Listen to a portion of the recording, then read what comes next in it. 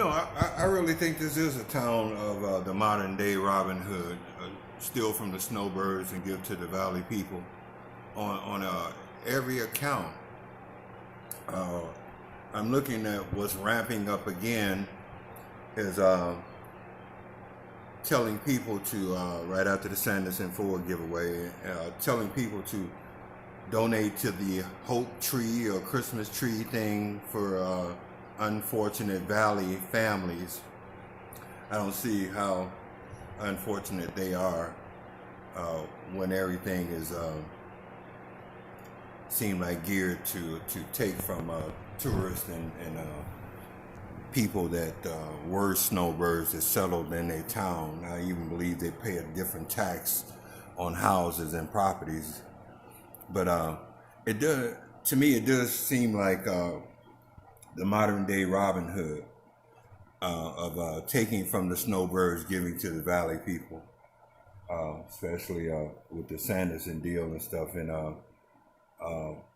it seems like everything when it comes to that, even with the price of license plates for brand new cars or higher than the license and transfer registering your car in Phoenix, Arizona for old cars. It seemed like it would be just the opposite, to get an old car off the street more than to try to keep you from driving in a new car that you bought when they want to charge you $300 and $400 to register your car and plates. Well, that's going to be another eye opener for California residents and other residents that come here in Phoenix, Arizona, because that seems kind of odd to me. It seems like it motivates people to buy used old cars with bad emissions than it does to buy new cars and have an incentive to do so. But it seems like to me it's rob the visitors and snowbirds and stuff and give back to the community. Even with the Peterson deal, they never said how much he made on the side. Was it more than the money he made doing his job running the city, or what part of his title he had to perform as a city worker? They mentioned that was not a public thing that we could find out. Either you have some lousy jobs up here where you have to ask for fundraisers to bury somebody and support their family, or you're just greedy people.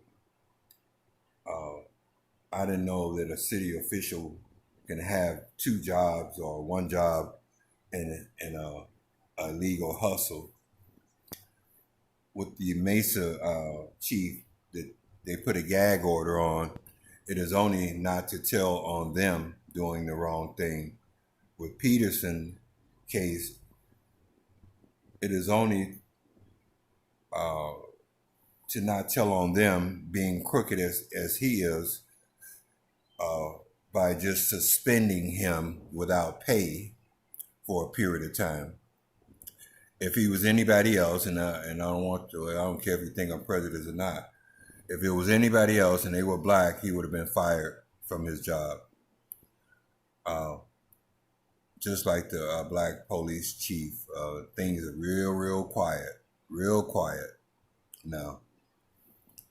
And but even for them to say no confidence in her to do the wrong thing when she was trying to do the right thing and the wrong thing was shown on TV is a statement within itself. It's not going to last long, people. I mean, if you want somebody to live here and settle here, there could be more troublemakers than me, and you figure that probably I ain't no trouble, ain't nobody listening to me, but eventually they will. All it has to do is 2 or 3 things have to fall in place in the universe for people to start paying attention. You know, somebody can put a suggestion in your head, just like I do with these videos I make. When I say, "What if this happened?" or "What if that happened?" I smell my pizza burning. And when I put that suggestion, I'm not talking about a lie.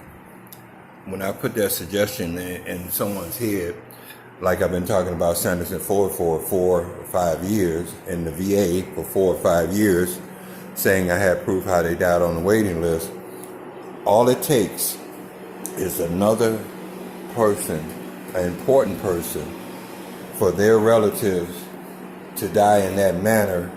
And here we go on the recap of my story and the current story that's being told about somebody died again at the VA.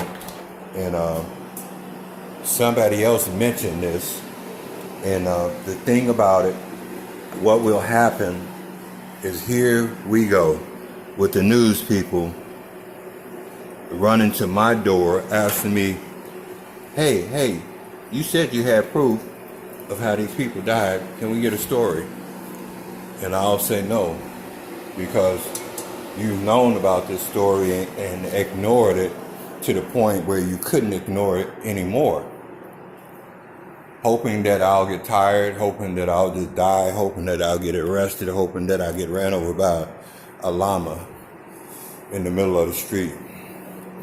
So all it takes is for me, a person that knows how to leave a suggestion in somebody's mind and make everybody wonder,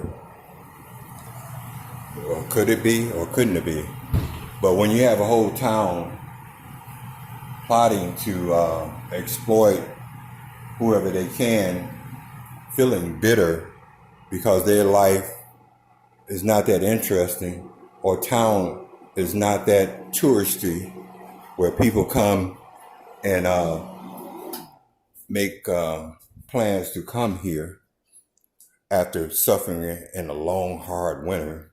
That's why you had that lady on TV the other day bragging about Phoenix weather, because that's all they have to offer. That's all they have to offer is the weather, Valley of the Sun. They focus on that a lot, not focusing on the particulates that hang around the sand every time you come out on your car,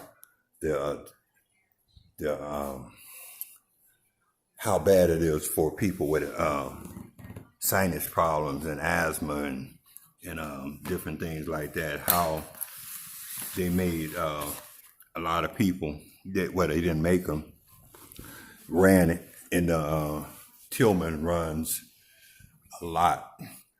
And one time they was telling people, if you don't have to go outside, and don't go outside because the particulates and the air quality is pretty bad. The day before Tillman run and the day after the Tillman run, they were still saying that. The day of the Tillman run, they said nothing at all. And so a lot of people have breathing problems here too.